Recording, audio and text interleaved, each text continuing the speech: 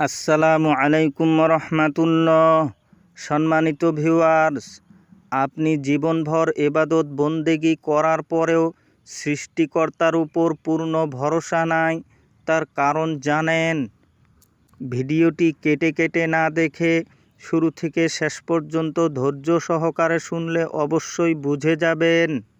দেখুন দরদি, আপনি কি সত্যিই বিশ্বাসী? নিজেকে তো বিশ্বাসী বলে দাবি করে ইমানদার সেজে বসে আছেন।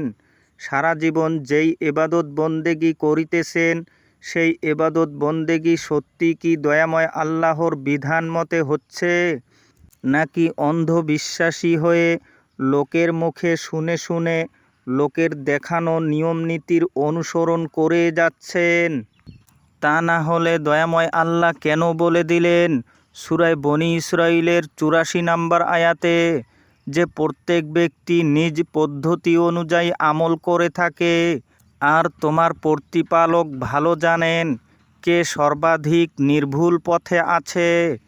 এ আয়াত থেকে স্পষ্ট, আপনি যে ইবাদত বন্দেগী করিতেছেন সেটা আপনার ব্যক্তিগত নিয়মনীতি, এটা আল্লাহর দেওয়া বিধান মতে নয়। যে কারণে এত ইবাদত বন্দেগী করার পরেও আপনার ভেতরে সৃষ্টিকর্তার পূর্ণ বিশ্বাস নেই। আপনি এটাও জানেন না যে মৃত্যুর পর দয়াময় আল্লাহ আপনার সাথে কেমন আচরণ করবেন। দেখুন দরদি, আল্লাহর দেওয়া বিধান হচ্ছে একমাত্র পবিত্র কোরআনের পথ। এর বাহিরে যত পথ ও মত আছে সবই শয়তানের পথ। দয়াময় আল্লাহ সূরা মুহাম্মদের ৩ নম্বর আয়াতে বলেন, যারা অস্বীকার করে কোরআন তারা মিথ্যার অনুসরণ করে, আর যারা বিশ্বাস করে তাদের রবের পক্ষ থেকে নাজিলকৃত কোরআনের প্রতি অনুসরণ করে।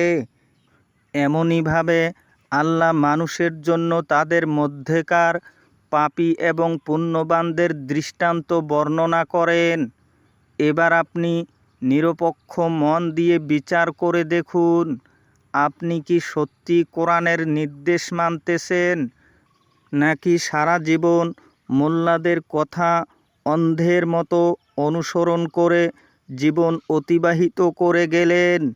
আপনি তো কখনো কোরআন নিজ মাতৃভাষায় পড়েও দেখলেন না, কারণ মোল্লারা তো সত্যের দরজা অর্থাৎ পবিত্র কোরআনের পথ বন্ধ করে দিয়েছে আর মিথ্যার দরজা খুলে দিয়েছে, অর্থাৎ রসুলের নাম দিয়ে লাখো লাখো বানোয়াট হাদিস সমাজে প্রতিষ্ঠিত করেছে। আর এই মিথ্যা হাদিস অনুসরণ করেই জীবনটাকে আপনি অতিবাহিত করলেন। যে কারণে এত ইবাদত বন্দেগী করার পরেও সৃষ্টিকর্তার উপর পূর্ণ ভরসা নাই আপনার। তাই হে দরদি, দুনিয়ার সব পথ ও মত বাদ দিয়ে পবিত্র কোরআনের পথে এগিয়ে আসুন। পবিত্র কোরআনেই আপনার জীবন যন্ত্রণা থেকে মুক্তি দেবে, আপনার মন পূর্ণ শান্ত হয়ে যাবে। আজ এতটুকু বলে দয়াময় আল্লাহর কাছে আপনাদের সকলের মঙ্গল কামনা করি আজকের মতো বিদায় নিচ্ছি। খোদা হাফিজ।